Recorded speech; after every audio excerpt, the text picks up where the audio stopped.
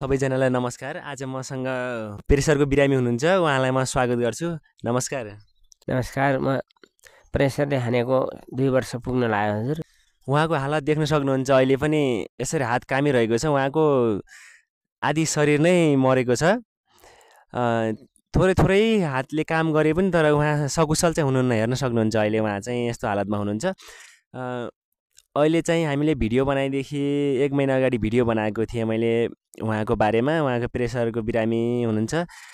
त्यहाँलाई चाहिँ 4 जना सहयोगी मनहरूले सानो सानो सहयोग भए पनि उहाँले सानो सहयोग भनेर पठाउनु भएको होला, तर हाम्रो लागि त्यो एकदमै ठुलो सहयोग हो।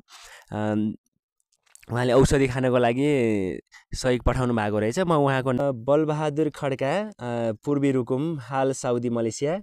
उहाँले चाहिँ 10,176 रुपियाँ पठाउनु भएको रहेछ। उहाँलाई पनि एकदमै हृदयदेखि नै धन्यवाद दिन चाहन्छु। उहाँले चाहिँ औषधि खानको लागि सानो सहयोग भए पनि मैले उहाँको लागि पठाएको छु भनेर भन्नुभएको छ। मोतीराम खड्का, पूर्वी रुकुम, हाल मलेसिया। उहाँले चाहिँ 6,000 पठाउनु भएको छ। लोकबहादुर खड्का, उहाँ पनि पूर्वी रुकुमको हुनुहुन्छ। उहाँ हाल युरोप रोमानिया हुनुहुन्छ। उहाँले चाहिँ 5,000 पठाउनु भएको छ। उहाँलाई पनि हृदयदेखि नै धन्यवाद दिन चाहन्छौँ। चन्द्रवीर खड्का, उहाँ पनि पूर्वी रुकुमको हुनुहुन्छ। हाल क्रोएसिया हुनुहुन्छ। उहाँले चाहिँ 10,000 पठाउनु भएको छ। र त्यसमा चाहिँ मन्सुर खड्काले चाहिँ जिन्सी सामान बैशाखी सहयोग गर्नुभएको रहेछ। यहाँ देख्न सक्नुहुन्छ। उहाँको चाहिँ एउटा शरीरै नचलेपछि अब सहारा उहाँको बैशाखी नै हो। देख्न सक्नुहुन्छ उहाँलाई। ओम खड्काले चाहिँ एउटा टर्च लाइट सहयोग गर्नुभएको रहेछ। यो चाहिँ रातिमा उहाँ बाहिर जानको लागि, टोयलेट जानको लागि प्रयोगमा ल्याउनुहुन्छ। तपाईँ अब सधैँ त अब सबैले बाहिर तपाईँलाई लग्दैनन्।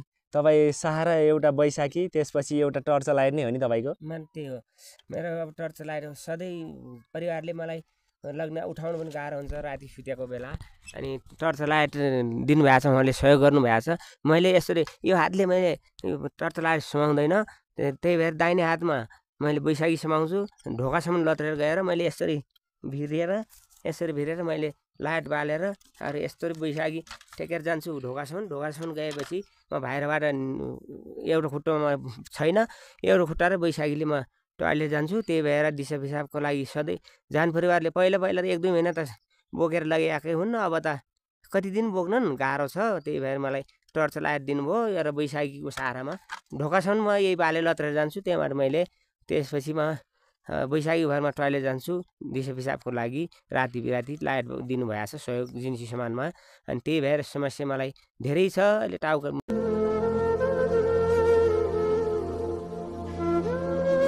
धेरै बोल्न पनि सक्दैन म। टाउकाको समस्या छ, बलौट जमिया छ भन्छ डाक्टरले। त्यही भएर बलौटको सफा नहुन्छ। यो ज्यान यस्तो हो। मेरो फेरि ऊ भयो, यसमा उमेरले साथ दिएन। 52 वर्ष भइसकेँ। त्यसमाथि मेरो आर्थिकको अभाव भयो। एउटा फेरि आधा शरीरको नसा मरिसक्यो। त्यही भएर मैले अपरेसन गर्न सकेको छैन। 8-10 लाख रुपियाँ लाग्छ गरे उपचार गर्दा मेरो 8-10 लाख रुपियाँ सकिसक्यो। अब मेरो एउटा घर र एउटा पाटो मात्रै छ। त्यही एउटा छोरा, 2 छोरी हुन्। छोरा मेरो ऋण र आफ्नो ऋणले गर्दा साउदीमा ऋण फाल्दैछ। अझै पनि 2 वर्ष हुन लाग्यो। म बिमार भएपछि गएको हो। अनि उपचार गर्दा गर्दा पैसा अभाव भयो र अनि साउदीमा। त्यही भएर मेरो औषधि मासिक महिनामा 4500 आउँछ। 3 महिनाको मगाउने हो भने 12,576 रुपियाँ पर्छ 3 महिनाको। अहिले चाहिँ 1 महिनाको 4,045 पर्छ। म जानुपर्छ टाढा हेमाट, कि जानु पऱ्यो नेपालगञ्ज, कि जानु पऱ्यो भैरवा।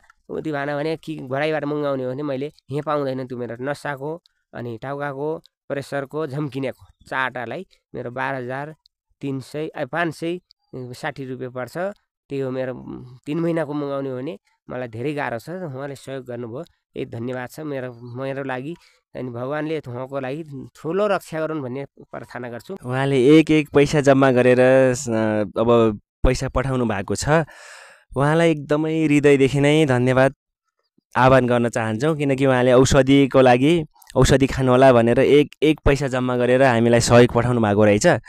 अनि त्यसपछि सूर्य ओली औषधि खानको लागि उहाँले पनि रु 1800 सहयोग गर्नुभएको रहेछ। उहाँलाई पनि एकदमै हृदयदेखि नै धन्यवाद दिन चाहन्छौँ।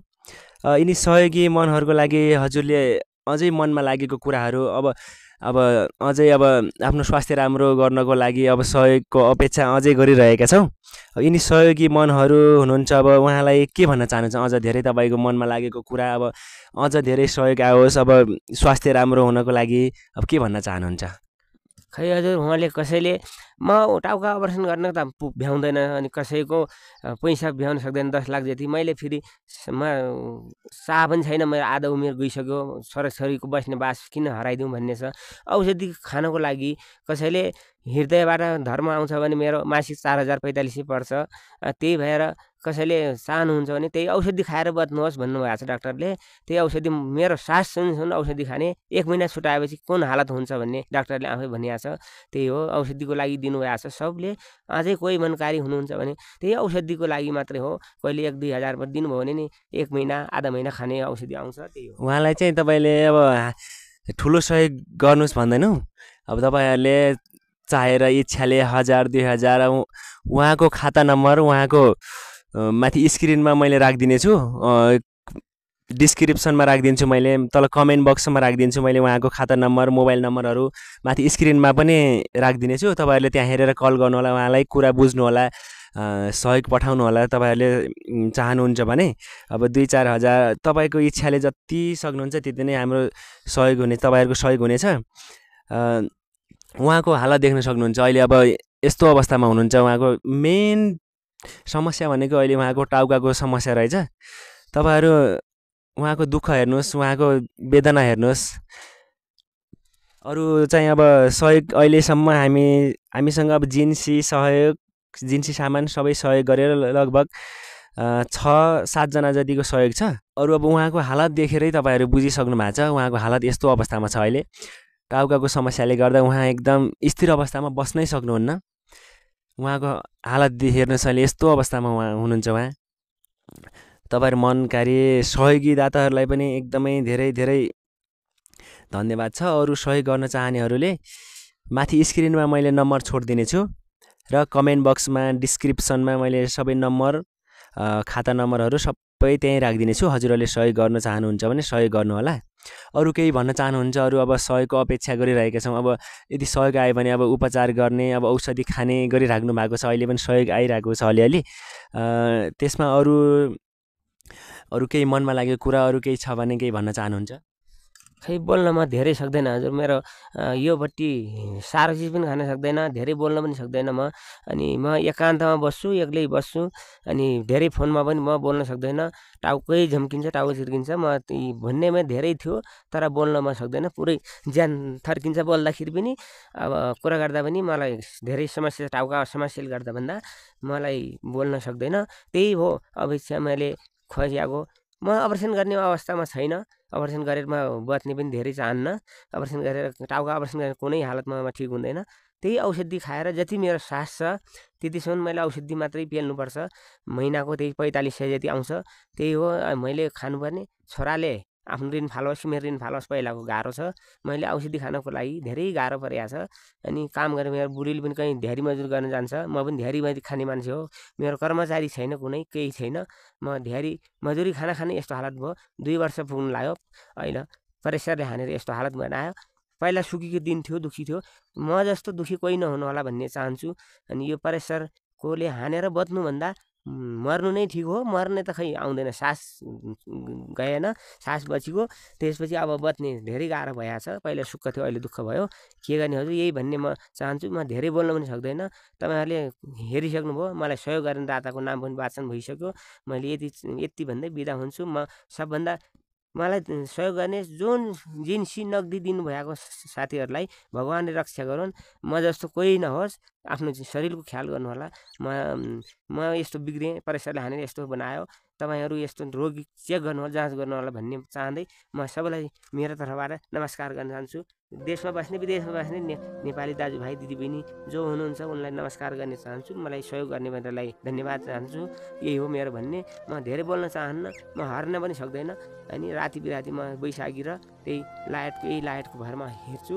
अनि जान परिवारलाई दिनकै कति बोलाउँ, दिनकै कति उठाउँ। उनीहरू काम गरेर थाकिया हुन्छन्।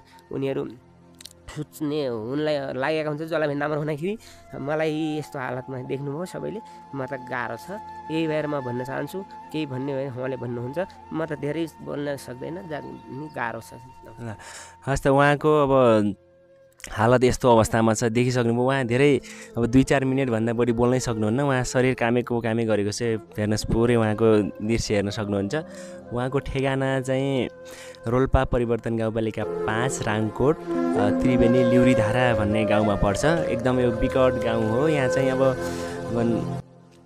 सहयोग गर्नुभयो उहाँहरूले अब औषधि लिएर खाने गर्नुहुन्छ औषधि अरूले नै ल्याइदिनुपर्छ उहाँ हिँड्न पनि सक्नुहुन्न उहाँ धेरै बोल्न पनि सक्नुहुन्न उहाँको टाउकोको समस्याले गर्दा अहिले यस्तो अवस्थामा हुनुहुन्छ प्रेसरले हानेर तपाईहरु अब देश विदेश जहाँ कहीँ हुनुहुन्छ सहयोगी मनहरूलाई पनि एकदमै धन्यवाद सहयोग गर्न चाहनु हुनेहरूले माथि स्क्रिनमा मैले नम्बर छोडिदिने छु त्यसमा कल गर्न सक्नुहुन्छ मैले कमेन्ट बक्समा अकाउन्ट नम्बरहरू सबै छोडिदिने छु तपाईहरुले त्यहीँ गएर त्यहाँबाट फोन कल गरेर सहयोग गर्नुहुन हार्दिक अनुरोध गर्दछु ल आजलाई यति हस्त धन्यवाद।